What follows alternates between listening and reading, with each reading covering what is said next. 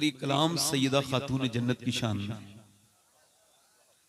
और मैं क्लेम और दावा नहीं करता हूं, मगर सैयदा की शान में जब कोई शेर कहता है तो ये इमाम हसन पे चला जाता है या इमाम हुसैन पे चला जाता है या मौला अली तक जाता है। मगर ये उनकी तौफीक है कि मैंने 13 मिनट में ये कलाम कहा था, तो पूरा तो मैं पढ़ूंगा तो बहुत टाइम हो जाएगा, कुछ अशआर पढ़ता हूँ। मगर ये इसमें थोड़ी शर्त है कि आप भी मेरे साथ पढ़ लें। हालांकि ये हिंदुस्तान के कई शोरा ने मशहूर ने इसको पढ़ा है, मगर मैं भी पढ़ देता हूँ 2-3 शेर। तो जरा दिल लगा के बोलें एक बार, या रसूल अल्लाह। मैं जब इस बात को रिपीट करूंगा तो आप भी करेंगे इंशाल्लाह। आपसे भैया आप भी पढ़ेंगे इंशाल्लाह। सैयदा सैयदा सैयदा सैयदा सैयदा सैयदा सैयदा सैयदा सैयदा सैयदा सैयदा सैयदा। कैसे होगा बयां आपका मर्तबा, सैयदा सैयदा सैयदा। पढ़े सैयदा सैयदा सैयदा सैयदा सैयदा सैयदा। जो जमाने में सबसे बड़ी मां रही, जिनके दर की जिनके घर की तरह कोई घर ही नहीं। अरे जिनके बेटों में है मेरे ख्वाजा मोईन, जिनके बेटों में है मेरे ख्वाजा मोईन, उनके ही लाडले तो है गौसुल वरा, सैयदा सैयदा सैयदा सैयदा सैयदा। जिसके घर में सैयदा के नाम का नमक आता हो वो जरा पढ़ ले जरा, सैयदा सैयदा सैयदा। जरा हाथों को उड़ा के पढ़े, हाथों को उड़ा के पढ़े माशाअल्लाह। सैयदा सैयदा सैयदा सैयदा सैयदा सैयदा। और जिसकी सूरत अज़ल में बनाई गई, अल्लाह अल्लाह वाह वाह वाह। जिसकी सूरत अज़ल में बनाई गई, मुस्तफा की तरह ही सजाई गई।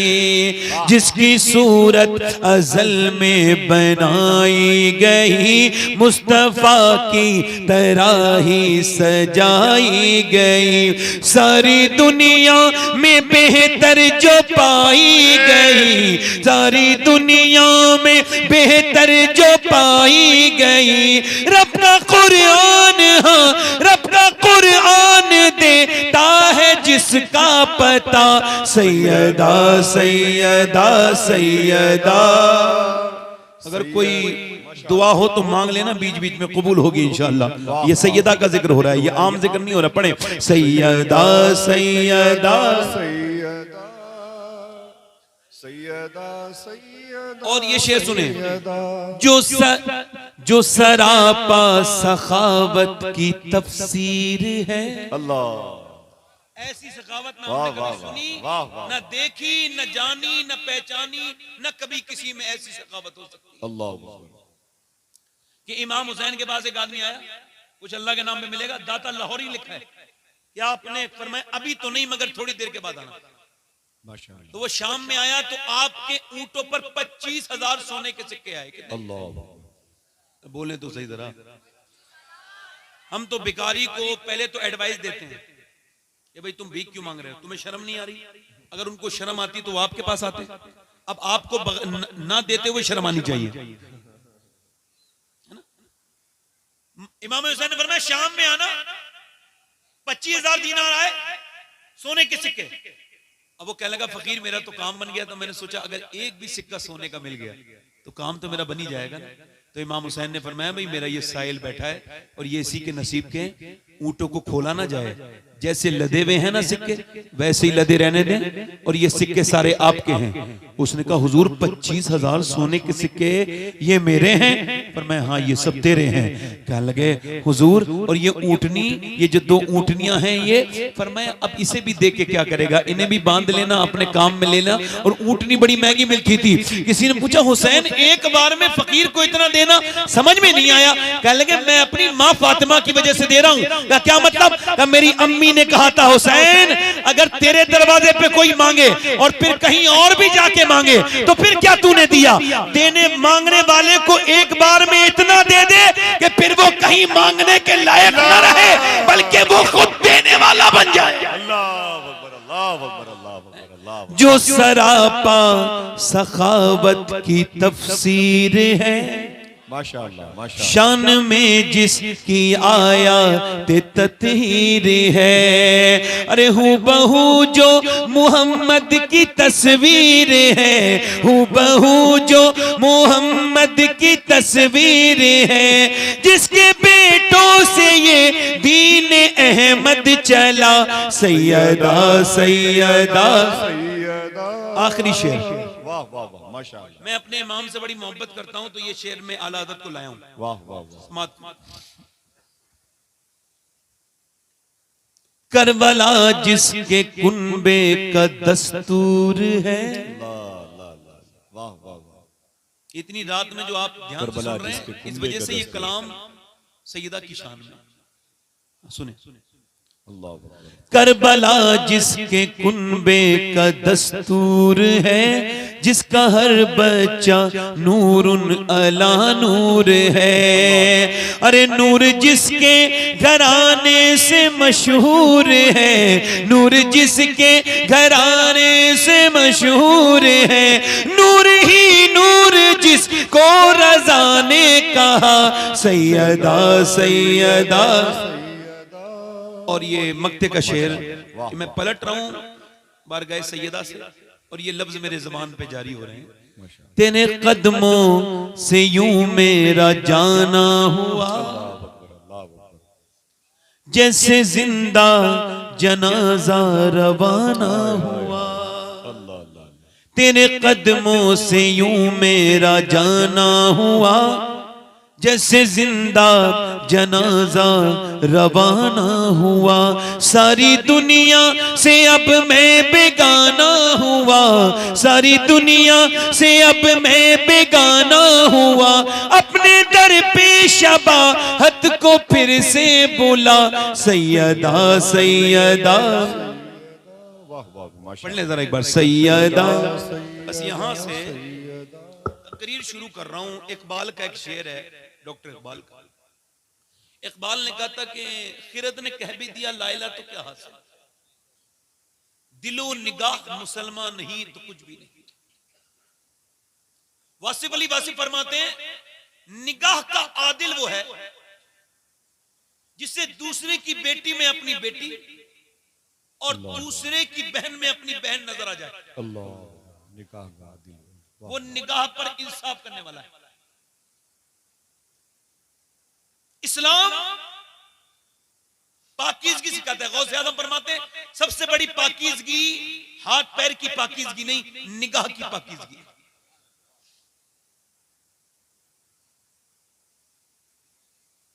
एक बड़े बुजुर्ग हैं जो मौला अली के खलीफा भी हैं और मुरीद भी हैं और शागिर्द भी है। जरा बोले सुभान अल्लाह, माशाअल्लाह। इतना क्लोज रिलेशन मौला अली से कि वो खलीफा भी हैं, मुरीद भी हैं, शागिर्द भी हैं, और इसके अलावा उन्होंने अम्मी उम्मे सलमा का दूध भी पिया है, यानी हुजूर की बीबी का उन्होंने दूध भी पिया है।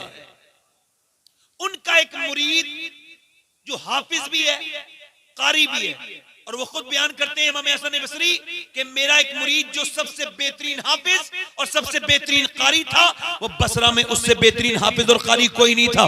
फरमाते हैं वो एक दिन मेरे पास आके रोने लगा, कहने लगा हुजूर मैं बर्बाद हो गया, मैं कहीं का नहीं बचा, मैं मुझ पे लानत बरस गई अल्लाह की। मैंने पूछा क्या हुआ? कहने लगा हुजूर बर्बाद हो गया, कुछ दुआ कर दे। मैंने कहा बता तो भाई, घबराया हुआ क्यों है, तेरे ये होश इतने खराब क्यों हैं? कहने लगे हुजूर कल से कुरान का एक लफ्ज भी याद नहीं रहा, मेरे दिल से एक एक लफ्ज कुरान का निकल चुका है। कहा मुझे बता हुआ क्या था? कहने लगे हुजूर ये हुआ कि कल मैं निकल के जा रहा था दोपहर के वक्त में, एक लड़की पे मेरी बुरी नजर पड़ी, मैंने उसका पीछा किया, उसने पलट के मुझसे कहा तुझको शर्म नहीं आती? एक तरफ तू कहता है तू हाफिज कुरान है और दूसरी तरफ तू मुझे बुरी नजर डालता है, तुझे इसकी भी हया नहीं आती? तेरे सीने में अल्लाह का कुरान है। कहता है उसके ये लफ्ज पूरे नहीं निकले थे कि मेरे सीने से में बीरानी फैल गई, और उसके बाद हुजूर एक भी आयत मुझे याद नहीं है, अभी तो मेरा सिर्फ कुरान निकला है, कहीं मेरा ईमान न निकल जाए हुजूर, मैं बेईमान होके न मर जाऊं।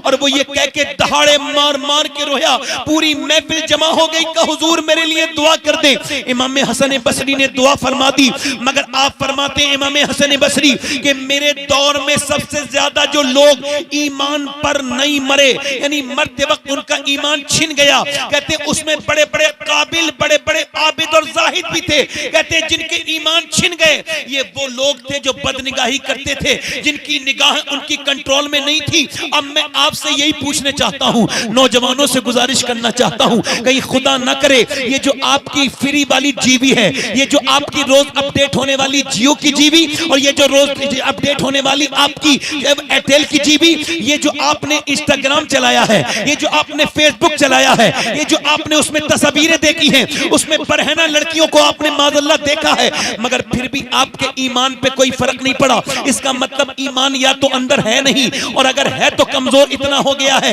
कि अब वो बिल्कुल मरने के बराबर हो गया है। अल्लाह ना करे कि इस बदनिगाही की वजह से कहीं ईमान छिन गया तो क्या होगा?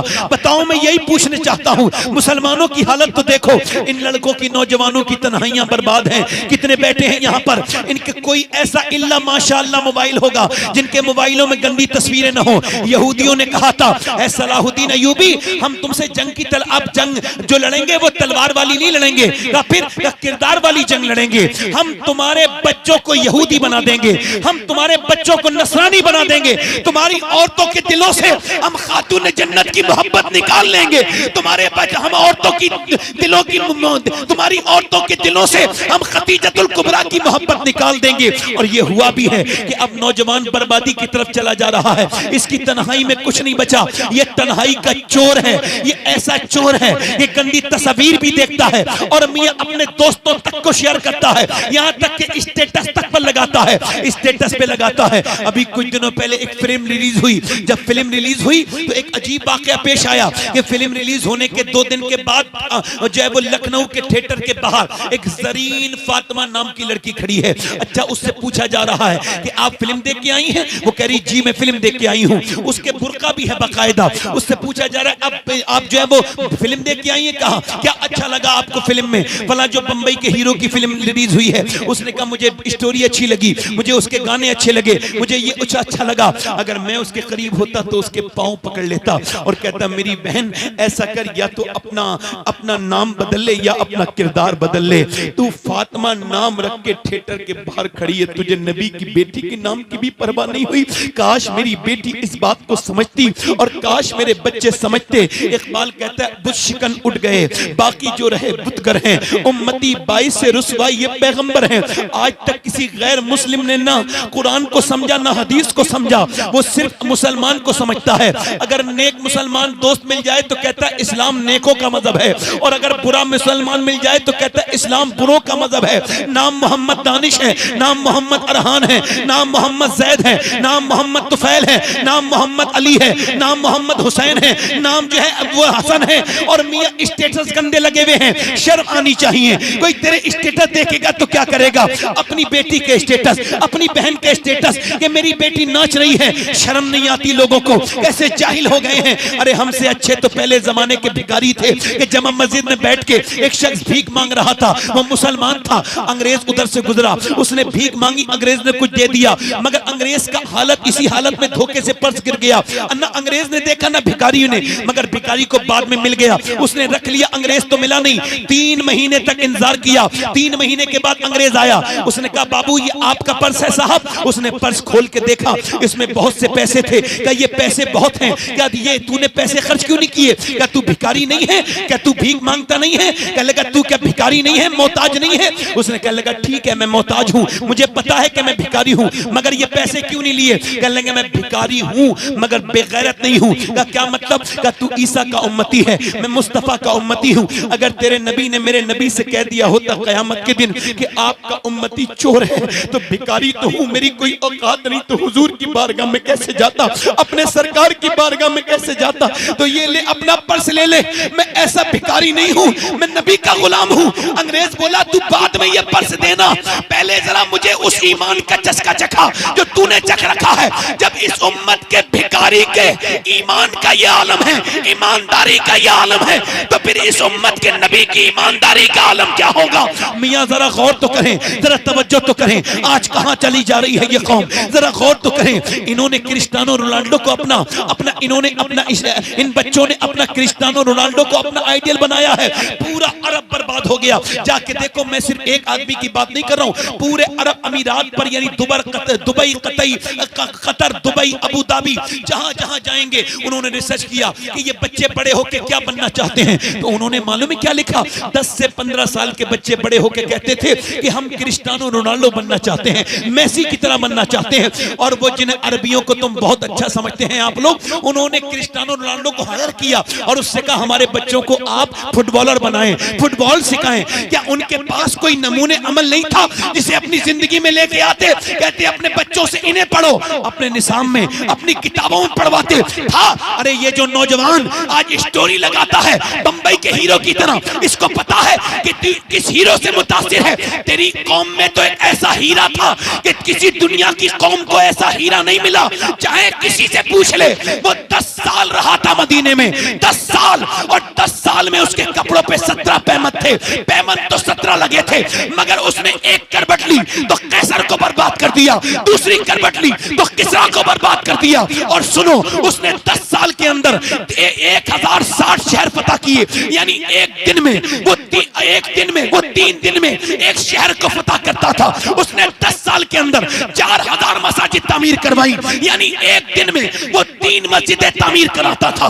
आलम उसका यह था कि मदीने से बाहर नहीं निकला, मगर उसने गैर मुस्लिमों को, उसने बड़े बड़े बादशाहों को तख्त को मदीने में बैठे बैठे हिला दिया। उसी के बारे में जब बात चली थी तो 2009 में बराक हुसैन ओबामा ने अमेरिका के व्हाइट हाउस में खड़े होकर के कहा था कि अगर दुनिया में एक साल, सिर्फ एक साल उम्र की उम्र और हो जाती तो पूरी दुनिया में सिवाय इस्लाम के कुछ नहीं हो।